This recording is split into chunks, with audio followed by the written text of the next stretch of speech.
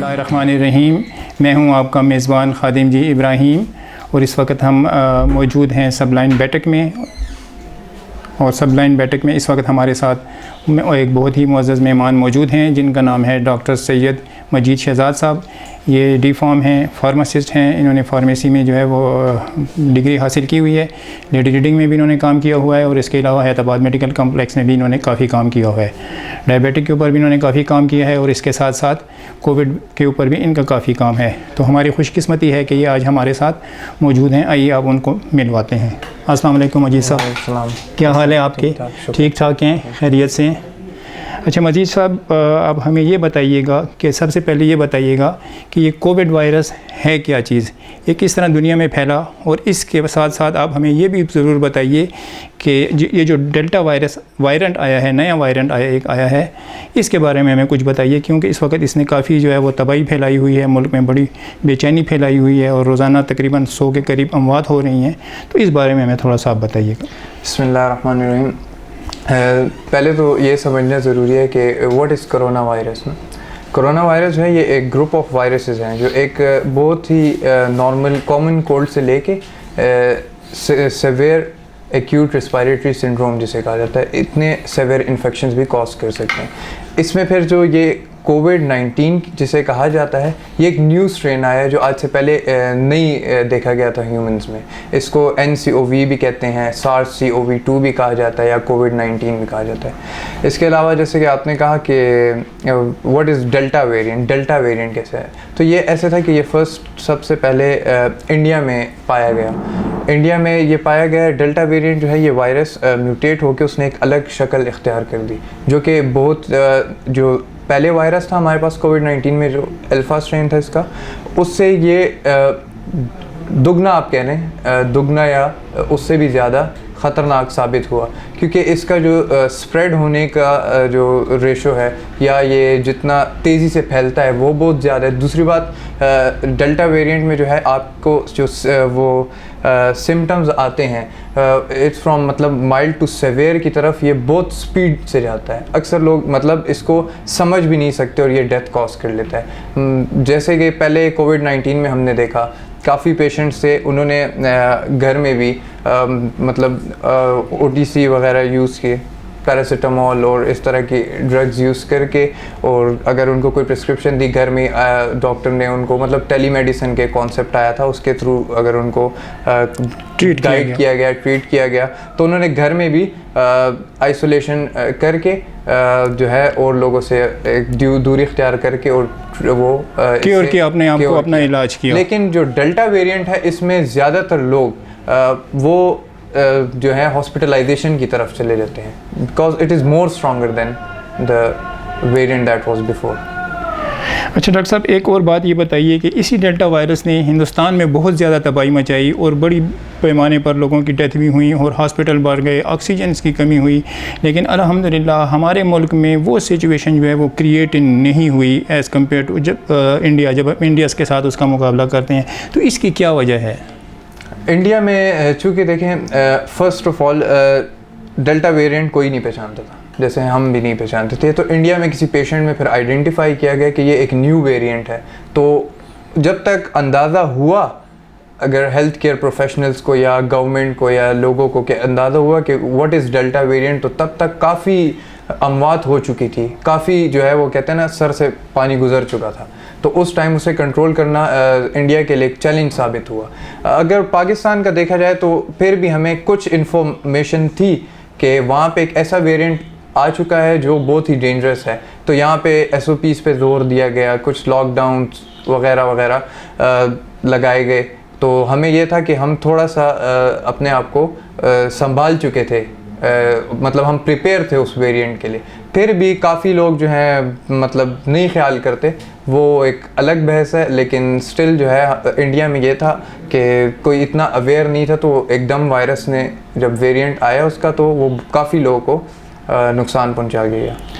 अच्छा डॉक्टर साहब, एक और बात आप मुझे ये बताइए कि इस वायरस के अंदर मतलब किन किन एहतियात की ज़रूरत होती है और कौन सी प्रिवेंशन जो है वो करनी चाहिए ताकि इससे बचा जा सके और दूसरे लोगों को इसके फैलाव से रोका जा सके। यानी अगर एक पेशेंट को ये हो चुका है तो उसको भी क्या तदाबीर अख्तियार करनी चाहिए और जिसको नहीं हुआ उनको भी क्या तदाबीर अख्तियार करनी चाहिए ताकि इस मुज़ी मर्ज़ से बचा जा सके। देखिए, फ़र्स्ट ऑफ़ ऑल इसमें मैं ये कहूँगा कि मास्क ज़रूर यूज़ करें, क्योंकि देखें इसमें कुछ पेशेंट्स होते हैं जो एसिम्प्टोमेटिक होते हैं, उनको ख़ुद भी नहीं पता होता कि हमें ऐसी कोई कंडीशन है हमारी, ठीक है।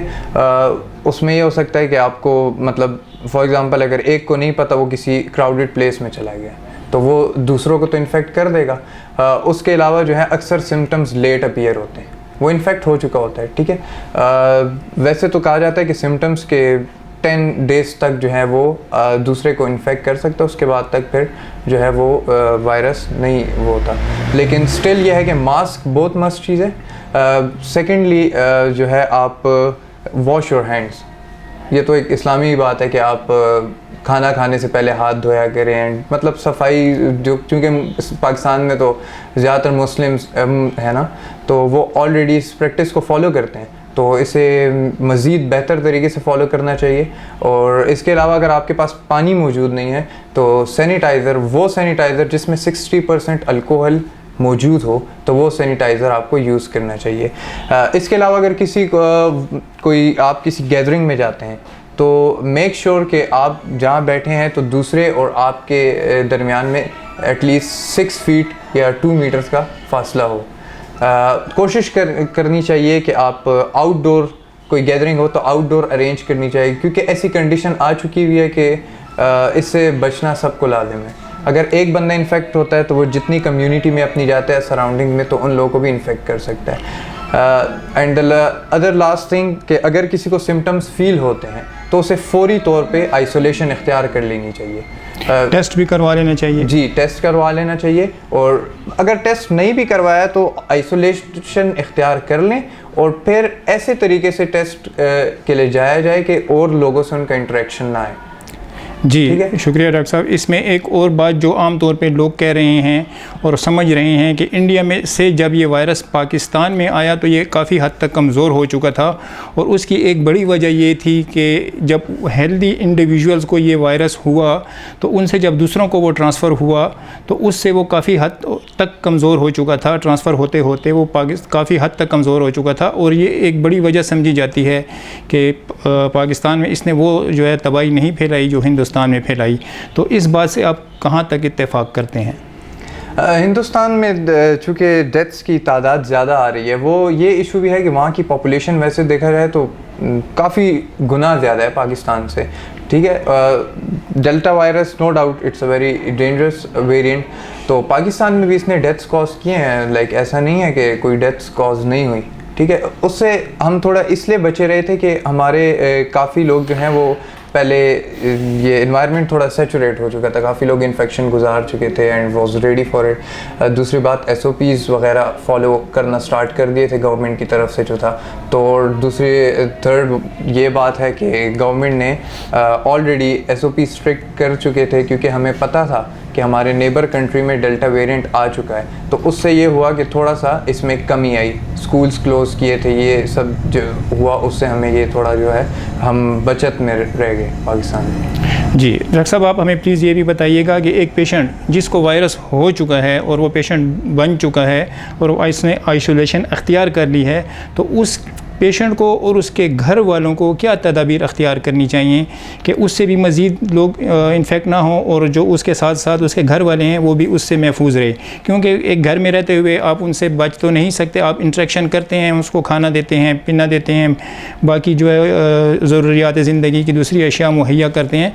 तो क्या किया जाए कि घर वाले भी महफूज रहें और वो जो है वो भी जल्दी क्योर हो जाए? देखिए, नॉर्मली हमारी पॉपुलेशन में ऐसा होता है कि अक्सर लोग जो हैं दे आर लाइक वो टेस्ट लेट कराना चाहते हैं। वो कहते हैं नहीं ऐसा नहीं होगा, नहीं होगा, मतलब जो भी उनके अपने बिलीव्स होते हैं ना, तो मतलब वो पहले जब अगर टेस्ट में वो पॉजिटिव आ चुके हैं, पहले तो उनको आइसोलेट कर लीजिए, फिर उसके अलावा और घर में जो है उनको भी टेस्टिंग उनकी भी की जाए कि हो सकता है मे भी किसी और को भी मतलब कोई और भी इन्फेक्ट हो गया हो, ठीक है। अच्छा, उसके अलावा अगर फॉर एग्जांपल 1 पर्सन जो है वो इन्फेक्ट हो चुका है, उसने आइसोलेशन इख्तियार कर लिया, ठीक है, अगर तो उसको पहले उसकी कंडीशन को देखना चाहिए, ठीक है। अगर मतलब नॉर्मली आप देखें वो ऑक्सीमीटर होता है, जी, you can check oxygen saturation, all that fine. उसके बाद अगर उनको फीवर आता है तो आप पैरासीटामोल वगैरह यूज़ कर सकते हैं ओवर द काउंटर। अगर कंडीशन सेवियर होती है तो यू कैन यू नो जल्दी से कांटेक्ट किया जाए किसी भी हॉस्पिटल या ambulance service, rescue to hospitalisation इख्तियार की जाए, क्योंकि इसमें जो ये होता है कि इसमें ऑक्सीजन फिर बहुत नेसेसरी हो जाती है अगर आपकी ऑक्सीजन सैचुरेशन कम हो। मजीद साहब, एक और सवाल आपसे मैं ये पूछना चाह रहा हूँ कि वैक्सीन का क्या रोल है इस सारे डेल्टा वेरिएंट के अंदर और दूसरे कोविड-19 के अंदर वैक्सीन का क्या रोल है?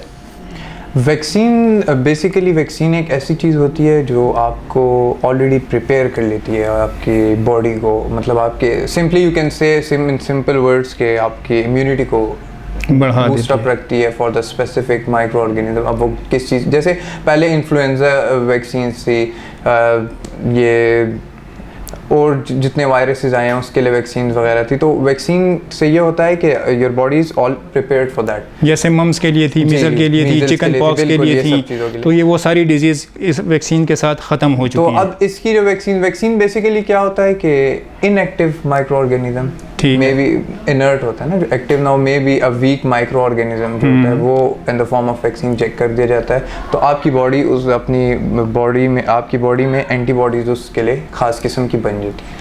तो नॉर्मली क्या होता है जब इन्फेक्शन कॉज होता है तो आपकी बॉडी नेचुरल डिफेंस करती है, तो उससे होता है आपकी बॉडी का जो अपना इम्यून सिस्टम होता है बाद वक़ात वो नहीं उसको टैकल कर सकता, तो इन्फेक्शन जो है वो ज़्यादा हो जाता है। तो आपकी बॉडी जब रिएक्ट करती है उसकी तरफ तो कंडीशन मोर सेवियर हो जाती है, सिम्टम्स भी शो होना शुरू हो जाते हैं, ठीक है, और आप जो है उसको टैकल नहीं कर सक रहे होते। तो इसलिए ये वैक्सीन जब आ जाती है तो यू कैन से कि आपकी इम्यूनिटी को ये उसके लिए ज़्यादा मजबूत कर देती है, तो आप उस इन्फेक्शन से ईज़िली क्योर हो सकते हैं। अच्छा डॉक्टर साहब, एक और चीज़ मुझे बताइए कि इस वक्त जो है काफ़ी ज़्यादा मिसकंसेप्शन है लोगों के जहनों में, बहुत सी गलतफहमियाँ हैं लोगों के जहनों में वैक्सीन के हवाले से। वैक्सीन के बारे में कुछ लोग कहते हैं कि ये इम्पोर्टेंसी काज कर देती है, कुछ लोग ये कहते हैं कि ये इनफर्टिलिटी काज कर देती है, फीमेल्स जो हैं वो चाइल्ड प्रोड्यूस करने के काबिल नहीं रहते, इसी तरह मेल के अंदर भी ये प्रॉब्लम हो जाता है। कुछ ये कहते हैं कि इंसोम्निया हो जाती है, यानी उनकी रातों की जो नींद है वो उड़ जाती है, कुछ पेन की कंप्लेंट्स करते हैं, इसी तरीके से कुछ और जो है वो कॉम्प्लिकेशंस की जो है कंप्लेंट्स करते हैं। तो इस बात में कहाँ तक सदाकत है? देखिए, फ़र्स्ट ऑफ ऑल मैं ये कहना चाहूँगा ना कि जो कंडीशन चल रही है इसमें vaccine is very important, it's very important, ठीक है। कुछ केसेस ऐसे भी देखे गए हैं कि लोग कहते हैं कि वैक्सीन के बावजूद वो इन्फेक्ट हुए, अगर इन्फेक्ट हुए भी हैं सो वो कवर अप कर गए। वैक्सीन आपको हॉस्पिटलाइजेशन से बचाता है, डेथ रेट वैक्सीन ने कम किया है, इन्फेक्शन रेट वैक्सीन ने कम किया है, ठीक है। वैक्सीन से अब ये डेल्टा वेरिएंट जो आया है हमारे पास, तो डेल्टा वेरिएंट जो है वो बहुत स्पीड से आपको मतलब माइल्ड से सेवियर सिम्टम्स की तरफ ले जाता है, तो हॉस्पिटलाइजेशन हो जाती है। लेकिन जो लोग वैक्सीनेटेड थे, ये देखा गया स्टडीज़ में, वो उनमें डेथ रेशो बहुत कम था, और जो नॉन वैक्सीनेटेड जो वैक्सीन नहीं करवाई थी, जिन्होंने उनको वो हुए तो वो नहीं सर्वाइव कर सके। सही है, शुक्रिया डॉक्टर साहब। अच्छा, इसके अलावा कुछ और चीज़ें, इम्पोर्टेंसी की जो आपने बात की और ये इनफर्टिलिटी, इंसोम्निया एक्सेट्रा, तो ऐसा लोगों ने मतलब एक मिसकॉन्सेप्शन फैलाई हुई है पाकिस्तान में। चूँकि हमने पहले भी देखा है पोलियो के ख़िलाफ़ लोगों ने मतलब ये आप प्रोपेगेंडा जिसे कह सकते हैं, कोई भी बात आ जाती है हमारे तो रीजन में ऐसे है कि कुछ रीजनल बिलीव्स भी होते हैं, ठीक है, तो उसमें कोई भी बात निकल आए तो लोग उसकी तरफ बस विदाउट एनी इन्वेस्टिगेशन उसकी तरफ चल पड़ते हैं। तो ऐसा कुछ नहीं है, हमने काफ़ी केसेस देखे कि काफ़ी मतलब आफ्टर वैक्सीनेशन प्रेगनेंसीज हुई, सब कुछ हुआ, ऐसे कोई बात नहीं देखी गई अभी। अब क्या हमारे पास कोई ऐसी स्टडीज़ या रिपोर्ट हैं कि जो हमें ये बताएं कि जिन लोगों ने वैक्सीन करवाई और उनको कोविड हुआ, उनको या डेल्टा वेरिएंट से वो मुतासिर हुए, तो उनके मुकाबले में क्या रेशो थी उन लोगों के अगेंस्ट जिन्होंने वैक्सीन नहीं लगवाई थी, यानी जो वैक्सीनेटेड थी वो लोग वर्सेस जो वैक्सीनेटेड नहीं थे वो लोग, और दोनों सफ़र हुए इस वायरस से? जो वैक्सीनेटेड नहीं थे उनमें ये था कि स्प्रेड को रेशो जो था वो बहुत कम था उनके मुकाबले में जो नॉन वैक्सीनेटेड थे। इससे ये हुआ कि जैसा कि मैंने आपको बताया कि हॉस्पिटलाइजेशन अगर हुई भी डेल्टा वेरिएंट की वजह से, क्योंकि वो जो है वो बहुत एक स्ट्रॉन्ग वेरिएंट है हमारे पास, तो डेथ्स की तरफ लोग नहीं गए, मतलब डेथ्स बहुत कम हुई जो वैक्सीनेटेड थे, क्योंकि ऑलरेडी उनकी बॉडी जो है वो उसको उस इन्फेक्शन को कवर अप कर गई। अच्छा, जो नॉन वैक्सीनेटेड थे उनमें फिर डेथ्स हमने देखी। जी, तो नाज़रीन, डॉक्टर साहब का ये कहना था कि जो अगर एक बंदे ने वैक्सीन लगाई और एक शख्स ने वैक्सीन नहीं लगाई, और अगर दोनों को डेल्टा वेरिएंट हो गया, तो जिसने वैक्सीन लगाई है उसके सर्वाइवल के चांस बहुत ज़्यादा हैं, ऑलमोस्ट 100% हैं, और जिसने वैक्सीन नहीं लगाई तो उसके बारे में हम कुछ भी नहीं कह सकते, क्योंकि आम तौर पर ये समझा जाता है कि जो फेफड़ों में एक दफ़ा अगर नमूनिया हो गया तो जिसने वैक्सीन लगाई हुई है वो तो बड़े आसानी के साथ मुकाबला कर लेगा, बड़ी आसानी के साथ बच जाएगा, लेकिन जिसने नहीं लगाई, जो नॉन वैक्सीनेटेड है, उसके लंग्स जो हैं वो तबाह हो जाएंगे, बर्बाद हो जाएंगे, और अगर वो सर्वाइव कर भी जाता है तो आने वाले दिनों में उसको मुश्किलात का सामना करना पड़ सकता है। बहुत शुक्रिया डॉक्टर साहब, बहुत मेहरबानी आपकी, आप हमारे प्रोग्राम में तशरीफ़ लाए और आपने हमारे प्रोग्राम को रौनक बख्शी। मैं एक दफ़ा फिर सबलाइन की बैठक की तरफ से आपका शुक्रिया अदा करता हूं। थैंक यू वेरी मच, और उम्मीद है हम आपको दोबारा भी इसी किस्म के प्रोग्राम में बुलाते रहेंगे और आप हमारे साथ तशरीफ़ लाकर हमारे प्रोग्राम को रौनक बख्शते रहेंगे। बहुत शुक्रिया, थैंक यू वेरी मच।